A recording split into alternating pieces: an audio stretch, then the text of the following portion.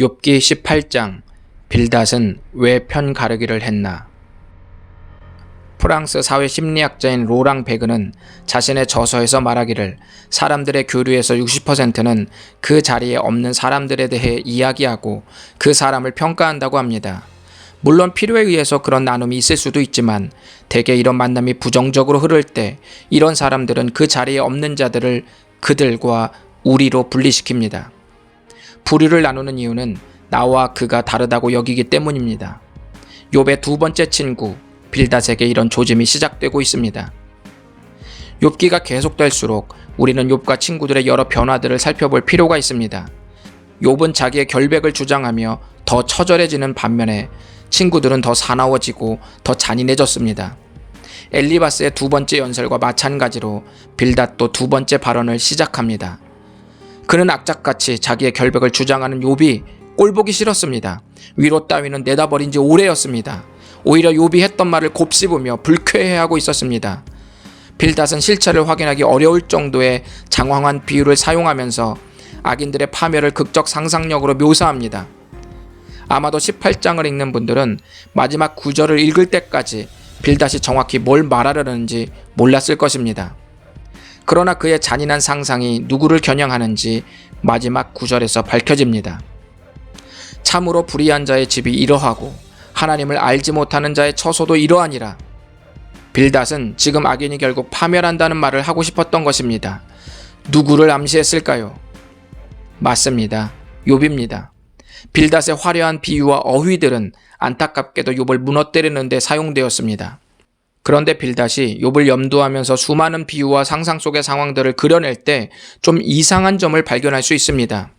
어느덧 그는 욥을 향해 말하는 것이 아니라 악인이라는 부류를 만들고 욥을 그 안에 넣어서 자신들과 다른 부류로 분류시키기 시작했습니다. 빌닷에게 욥은 그들과 우리라는 전혀 다른 부류가 되었습니다. 한때 함께 웃고 함께 울던 친구가 지금은 어느새 저편으로 건너가 욥과 그들의 부류를 저주하고 있었던 것입니다. 빌닷은 잔인한 편가르기로 욥을 분리시켰습니다. 성경을 보면 부정적인 사건에서 편가르기가 벌어지곤 했습니다. 아담은 범죄하기 전에 하와를 향해 내 뼈 중에 뼈요 살 중에 살이라고 했습니다. 그러나 범죄한 후 하나님께 하와를 가리켜 말하기를 하나님께서 짝지어준 그 여자라고 했습니다. 어느새 아담은 자신의 저편에 하나님과 하와를 묶어서 분리시켰습니다. 자신의 친동생 아벨을 살인한 가인은 하나님께서 동생을 찾을 때 이렇게 대답했습니다. 모릅니다. 내가 동생을 지키는 사람입니까?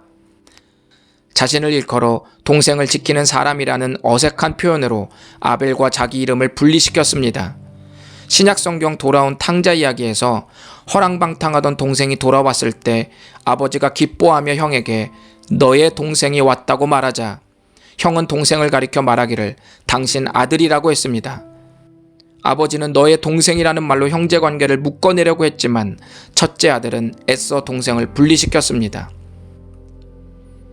누군가의 말을 듣고 공감하면 내 마음은 어느새 그의 곁으로 옮겨집니다. 그리고 그가 조금 못나도 그의 편이 되어줍니다. 처음 대화를 나누었을 때는 그와 내가 나뉜 채로 시작했지만 공감하면 할수록 그와 나의 경계선이 허물어집니다. 빌립보서 2장에 가면 이런 말씀이 있습니다. 그는 근본 하나님의 본체시나 하나님과 동등됨을 취할 것으로 여기지 아니하시고 오히려 자기를 비워 종의 형체를 가지사 사람들과 같이 되셨고. 맨 마지막 말씀을 잘 보십시오. 사람들과 같이 되셨고.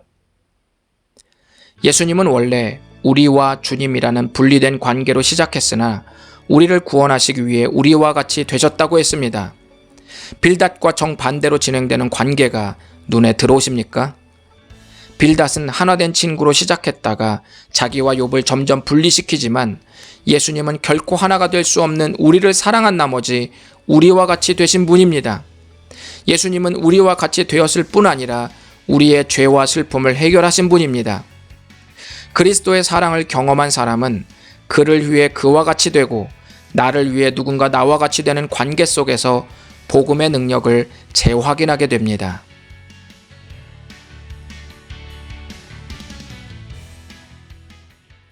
당신의 관계는 어디에서 어디로 흐르고 있습니까?